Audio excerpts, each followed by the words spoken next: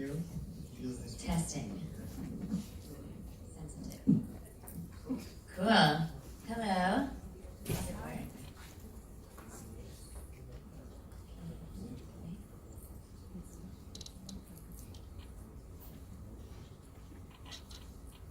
So just in the meantime, someone just reminded me I was offered to present, and I had no idea what to present about. I've been working in content for a little over 10 years, and I just was flooded with ideas.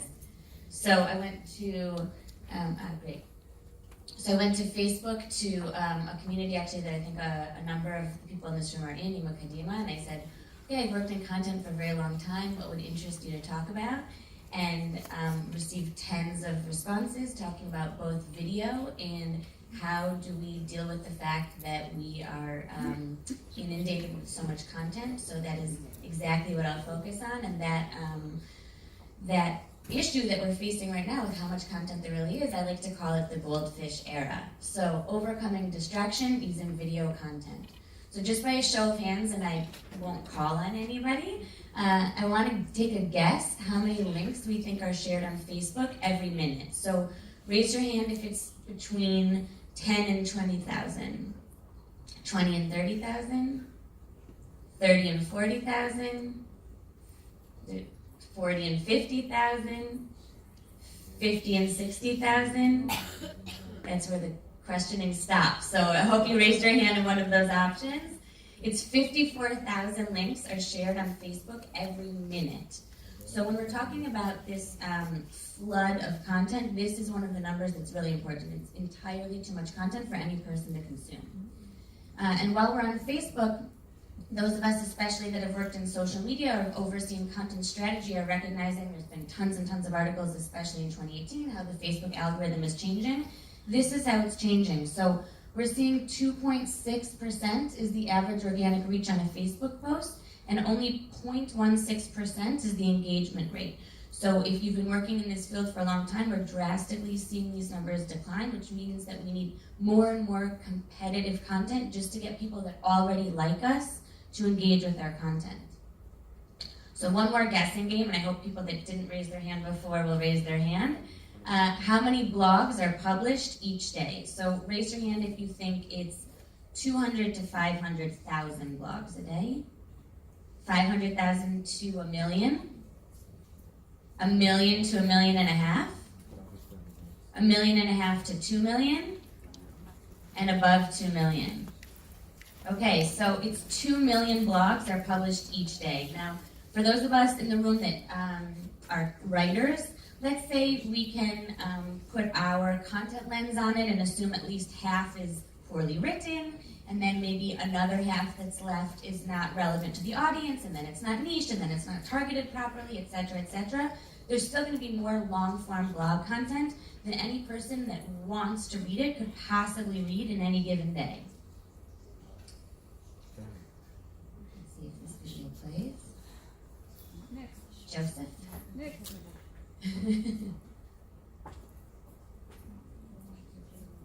No.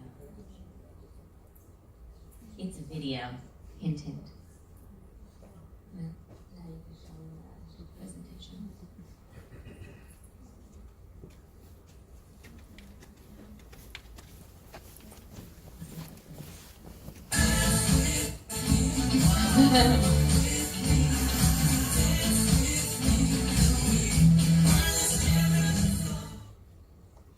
Great. So 8 seconds. See if we can get this to work again. No. Nope, I just want to move slides. Yeah, maybe. So 8 seconds is the average attention span of a goldfish, and same with most of our audiences.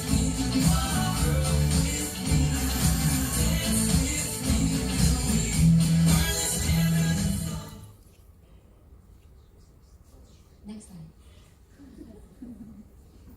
It's like Vanna White. That's a cultural reference that people read. Yeah. We were all alive at that time. Okay, cool. So assuming that played properly. Video, of course, is your secret weapon, right? So you can grab people's attention really quickly and hook them in with video as opposed to all this other content that we're talking about in this competitive atmosphere.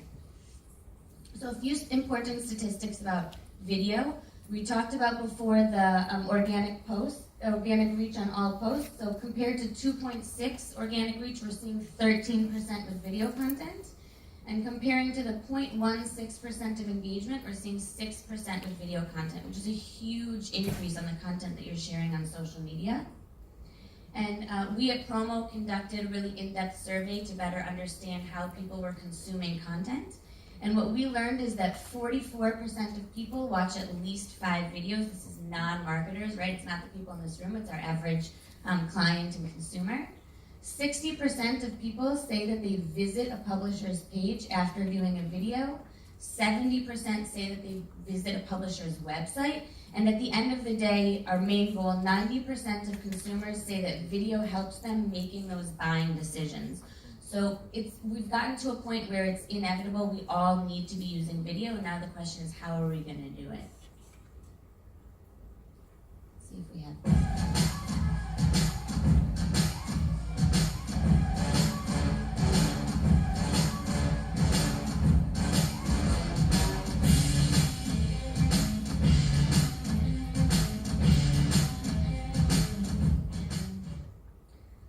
My guess is when you forget about this day and forget about the presentation and forget about all of the data points that I told you in the last 5 minutes, it's very possible that you're going to remember, oh, Yael showed a video of this weird dancing guy with a TV on his head. And that's exactly the point. This is the power of video. This 10-second video, 9-second video was more compelling, more interesting, and gave you more information than, frankly, the last 5 minutes of my presentation. So that's what we want to do for our clients, for our customers, for our business. So you're already the king of content, become the queen of video.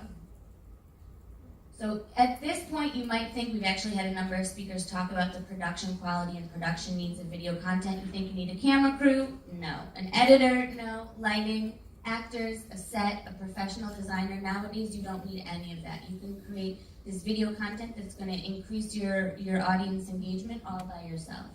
So what I want to stress before I get into a number of tools that you may or may not be familiar with is that everyone in this room, if you're a content creator, if you're a creative person, if you're a storyteller, you have the skills that are needed to make video.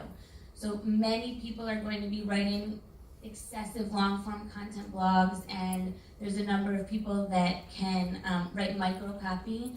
But the key element that you have in terms of being a true content person and a storyteller is the only skill that is irreplaceable in the future of our industry. So as I was introduced, I work at Promo. I just want to show you our tool as an example of how you can pragmatically create these sorts of videos. There's tons of tools like this on the market, so feel free to take a look, but you'll better understand when I dive into how to make these videos a little bit about logistically what you'd be doing. Want to make great marketing videos? So fresh they'll smack you in the face. Check out Promo. Make your own professional videos fast and easy. Promo. Go make videos. Again, that's my company, and feel free to talk to me after if you want to talk about Promo or look at other tools. But as you can see, the skill you need is the story, the vision, the idea, the content, and the rest we have taken care of. And I think the future of where we're going in content is that way, that you'll have a tool for everything. What you really need to understand is your audience and your story. So how are you going to start using these videos? The first, I think, and for many of us in content, we can go to our bread and butter, which is a blog. For many of us, we've written long-form content. We're really comfortable in long-form content. Perhaps you have a particular winning article that converts very well. You can grab those H2s from your article, put them in various slides, incorporate it both in your blog as well as a standalone piece of content. Everything's already ready for you. You already know that you have a strong item, and you can make that into a video. The next is social trends. So I just actually read a very interesting piece of research from Twitter. For those that are working in social media, we recognize that it's Donut Day or 4th of July or someone very famous passed away or someone had a fashion crisis, and there's tons of trending content on social media, and we want to jump into those conversations. So what Twitter just released is that actually 70% of users are only interested in looking at video-related content on trending pages and on trending hashtags. So if you want to do more than participate in a trending conversation, you want to actually lead that conversation, or you want to grow your audience by participating in that trending hashtag, you'll need to use video. Emails. So of course, it's for most platforms you can't put a video inside of an email, but it doesn't mean that video content isn't relevant for email marketing. So how would you do this? You'd have a video, you put a thumbnail inside of the email itself, and actually if you put video or video inside, something of that nature in your subject line, the data is showing that you'll get a 5 times the open rate by just having video in your subject line. And then your click-through rate on that thumbnail to see the video content is a 96% increase on CTR just by putting a video inside of your email campaign. So especially if you have something that is particularly sort of less attractive, right? You're doing a new feature or product that you think is going to be challenging to compel people to open that email, that's exactly when you'd want to use a piece of video content. Landing pages. So Elad spoke a little bit about landing pages, and essentially, if those of us in the room that work in marketing, we know that the goal at the end of the day for a landing page is to communicate something very quickly, very specifically, and then to keep the leads that we generated to our landing page on that landing page as long as possible. And one of the clearest ways to do that is to add video to our landing page. You're pretty much automatically going to get more engaged audience, and they're going to be staying on your landing page longer, and that means that landing page is going to essentially be significantly more effective. SEO. So I could have a 20-minute presentation about video and SEO. There's just a few things that I really want to hit in terms of what each of us could leave this room today being able to execute. So if you already have, let's say, these 4 ideas or video examples, you can go to your YouTube channel and make them into a playlist. Why? Because YouTube is the #1 place where people are doing information queries. So like if someone's asking a how-to, they're actually going to YouTube. They're searching for video content to be able to easily digest that information and frankly feel like they're not being talked down to, not concerned that it's going to be too time consuming, etc. So you want to put a ton of video content on YouTube so that you can grab those queries. Another thing that's really helpful for SEO is it actually can affect #1, which is your blog. So Google made a video carousel now. So let's say you have a blog article that you think is very strong, but because of your keywords or a number of other factors, your blog is on the 2nd, 3rd, 4th page of Google. You can take those H2s from that particular blog article, make it into a video, embed that video into your blog, and that video will actually appear on page 1 in your carousel. So all of a sudden your content that may have been wasted before just jumped from page 4 to page 1 just because you put a video inside. And last, and probably one of the things that affects a business most, is ads. So I think for many of us, we recognize that video has largely surpassed images in terms of ad content. Facebook just released a research saying that by 2020, it'll be 75% of mobile viewership will be only video for ads. So it's essential now to focus our ad efforts and our performance efforts on video. And it's not a place where we want to have content creators step away from. We want to step into that ad space. We want to step into that video space and really be able to execute things quickly, because that's the other difference about ads, right? If we're thinking about video as only something that we can do if we have a full production, then we're going to move, frankly, too slowly for a company to be able to do the kind of testing that is necessary to find a winning ad. So you want to be able to create tens of videos, test all of them, find the winner, and move very quickly so that you're allotting your budget appropriately and you're making the biggest impact on your acquisition team. Here's one of our videos.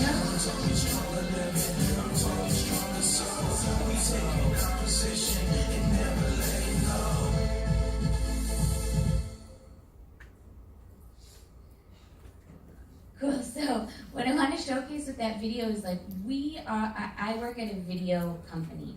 My ad was not a person holding a video camera. My ad wasn't a person in a small business in a cafe building up their online content. I spoke to the emotion with this video. I made a joke, I made a hook, I had really bright colors, I had something interesting. It was scroll stopping content. So this is, and it was very fortunate that the brand expert came before me. This kind of video content that I think we're more used to thinking that we need to only make product-specific content or speak to our exact tool is becoming very outdated. And when we're building our content strategies and making real impact, we need to always focus on the emotion of the user and the ability to stop someone in their tracks if they're going to see this ad, and then we can educate them on our product. So how can we start using videos smarter? So here's just a few best practices to think about every time you're making video content. So as I said before, the goldfish era, right, we have 8 seconds to grab someone's attention. It means that we have 3 seconds actually to hook them in. So we need to sort of work backwards and figure out what is our goal, and then how do we hook that person? Who exactly am I talking to? Where am I talking to them? And how do I hook them in the first 3 seconds, which for many of us that are used to sort of long form script writing and other forms of content, it can be a bit counterintuitive. But this is a puzzle piece that you want to really excel at in the next year or so to be able to bring more value to your organization. So lead with the hook. Use evocative and actionable language, right? We got to really hit them with a 1-2 punch. This is video content. We're not making a movie. Include a CTA. So this is really important. I see a lot of small businesses where they're making branding content. Branding content is essential for a business, no matter how small or how big, but it always needs to include a CTA at the end. So tell me your story, but then tell me where to go and tell me what to do. You never want to stop having a CTA because you think that other elements of the story are more important or will win out above it. And last, as I said before, is choose scroll stopping visuals. So if you are making a video that you are shooting yourself with your camera, which is certainly an option, you want to make sure that it doesn't look like the kind of content that you're otherwise seeing from your friends. It needs to look like something more professional, more high quality, more premium, so that someone will actually stop and see it, and they're not going to think that it's another, cousin that's making a home video in their feed. So once you've made the video, this is the checklist that I go through with my team. Is it message first? Is it beautiful and professional? And does it give the viewer something to talk about? These are the 3 things you always want to ask yourself. And generally, if you can say yes, yes, and yes, you know you have a good shot to making a winning video. Here's a customer video.